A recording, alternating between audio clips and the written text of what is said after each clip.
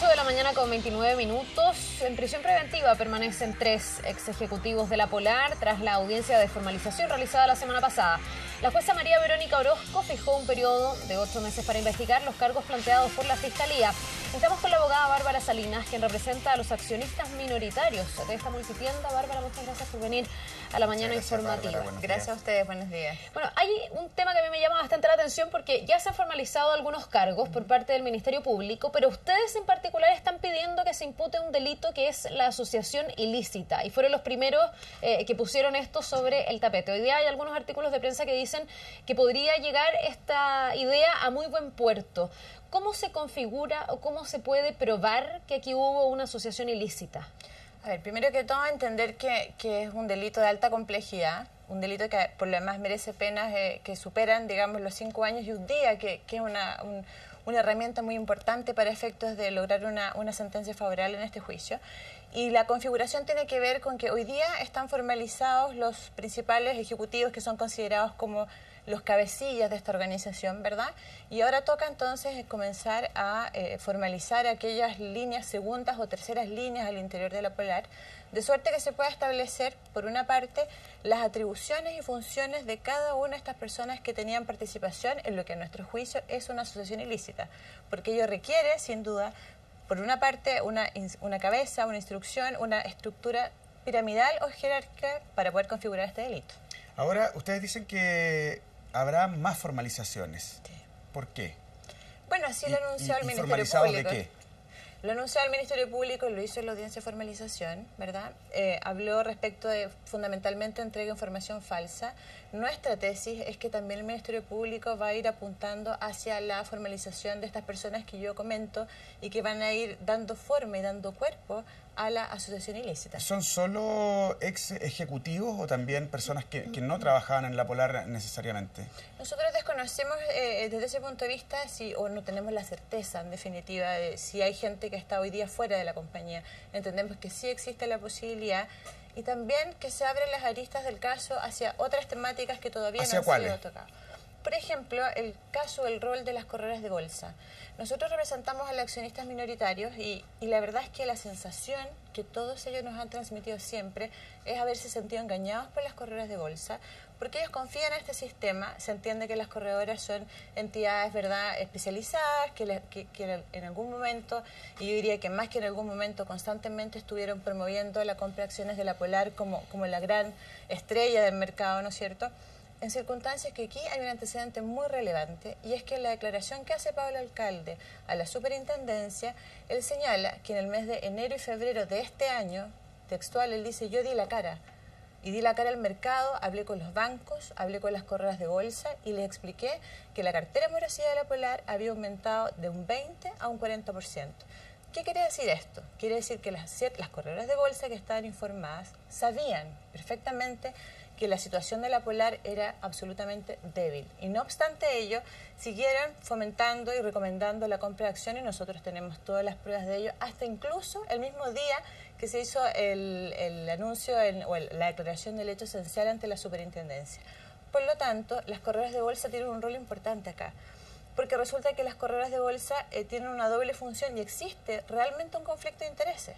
No es posible que una corredora de bolsa, por una parte, transacciones para terceros y también para un portafolio propio.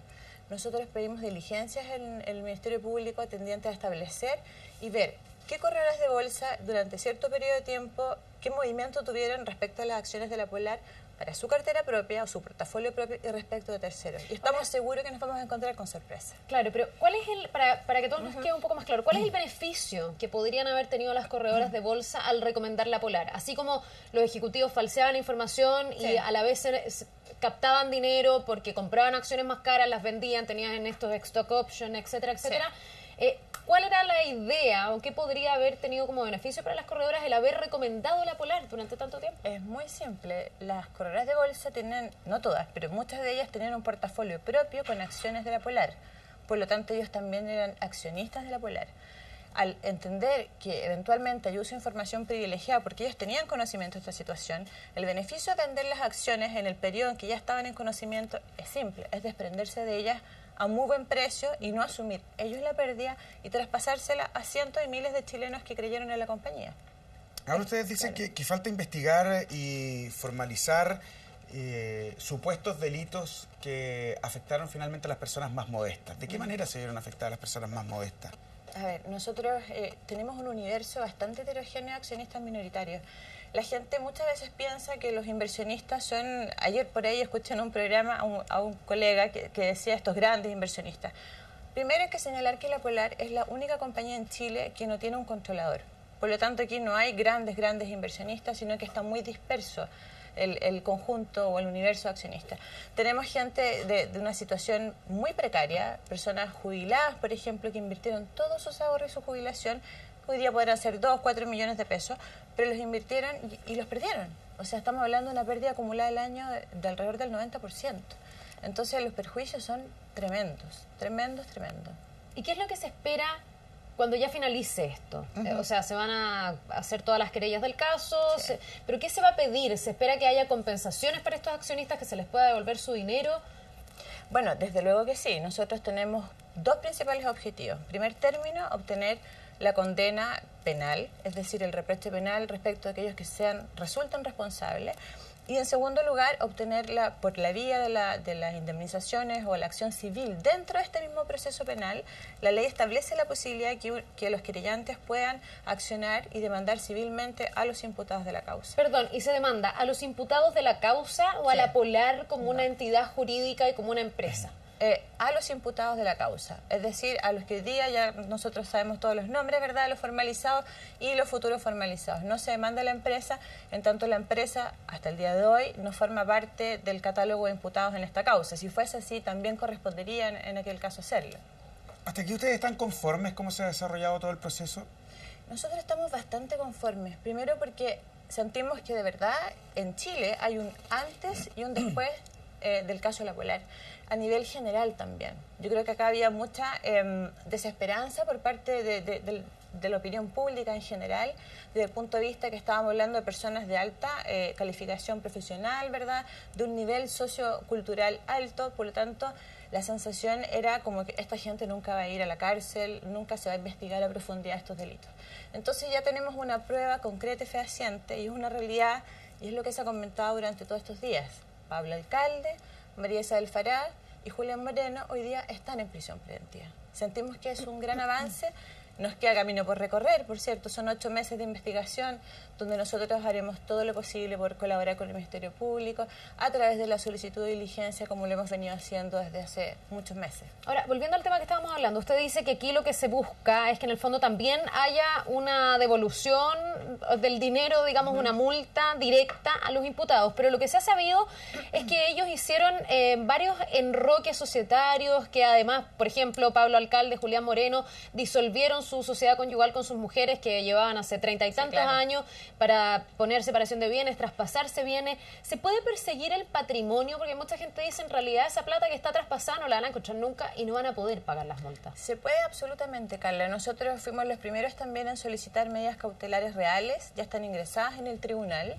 Y esas medidas cautelares tienen por objeto precisamente el sacar de la esfera el patrimonio de los imputados o dejarlo, por decirlo en términos más simples, una suerte de congelamiento, ¿verdad? Y que no se pueda, exacto, y que respecto a ese patrimonio no se puedan ejercer actos jurídicos para hacer distracción. ¿Y sobre los que ya se ejerció? Sobre los que ya se ejercieron actos patrimoniales, que nosotros también acompañamos todo el sustento, la documentación, escrituras públicas, etcétera, se puede pedir la rescisión de esos contratos. En definitiva, acreditando que hay una simulación, porque en realidad la voluntad real de las partes, es decir, cuando tú tienes, por ejemplo, a María Isabel Farah, que en una entrevista en un diario hace un par de fines de semana dice: yo no tengo nada, yo fui sobreexplotada y poco menos que estaba en una situación precaria económica, y nos enfrentamos con la realidad que tenía un patrimonio no menor, sueldos promedios de 23 millones de pesos, más de 6 propiedades, y ella constituyó usufructo respecto de todas esas propiedades. Y para que se hagan una idea muy simple, propiedades que superen los 70 o 100 millones de pesos, constituye usufructos vitalicios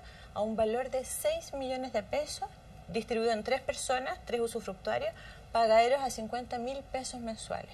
Entonces yo me pregunto, ¿quién puede creer que esa es la voluntad real de las partes? ¿se entiende? Entonces, lo que ¿Cuál es el nosotros, negocio, en definitiva, para ella misma? pero lógico, entonces lo que nosotros buscamos con esto, y se puede hacer, y jurídicamente existe esta herramienta, y la herramienta fundamentalmente es solicitar la rescisión de estos contratos, es decir, que queden sin efecto por tratarse de contratos simulados. Y finalmente, ¿por qué razón no fue acogido el tema del lavado de dinero? Bueno, a juicio de los magistrados... ¿Tiene diferencia con esto, ¿no? Con lo que nos estaba explicando, del traspaso de bienes? ¿Tiene algo que ver? Lo que nosotros entendimos y desprendimos de la audiencia, que fue bastante, digamos, maratónica, tiene que ver más bien con que no se ha logrado hasta la fecha acreditar de dónde provienen estos dineros que a todos nos asombraron, digamos, que entre 3 ejecutivos concentraron ganancias de cerca de 8.000 millones de pesos. No me cabe la menor duda que el Ministerio Público, con la colaboración de todos los querellantes de la causa, lo va a lograr y lo va a obtener. Si esto no es un tema, no es una batalla perdida, sino que es tan simple como decir, en esta etapa procesal, hasta ahora no está suficientemente acreditado.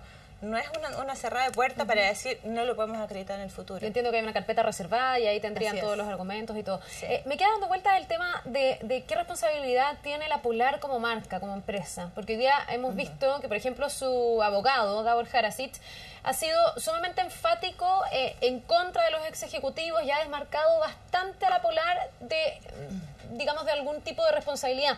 Pero hay muchos que se preguntan si no tiene la Polar también una responsabilidad institucional y si no debiese la compañía compensar a los clientes, pagar multa, compensar a los mismos accionistas minoritarios, claro, por ejemplo. ¿Cuál es su opinión al respecto? A ver, primero señalar que, bueno, hasta ahora lo que figura en el proceso de la Polar no está como inculpado o como imputado en la causa. Yo sé que, y todos sabemos que hay una discusión al respecto. Está como querellante, de hecho. Está como querellante.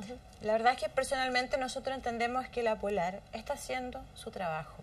No sé si me explico. En el fondo también tiene que ver con un tema de imagen, de tratar de levantar la compañía. Entonces, si la propia compañía no es querellante en la causa, se podría entender que también es parte, digamos, de toda esta verdadera mafia que se ha construido alrededor de los delitos cometidos en la Polar. Yo creo que si el Ministerio Público efectivamente encuentra antecedentes que hacen sustentable una condición de cierta responsabilidad de la Polar, tendrá que formalizarla y en ese caso nosotros como querellantes también accionar respecto de la compañía.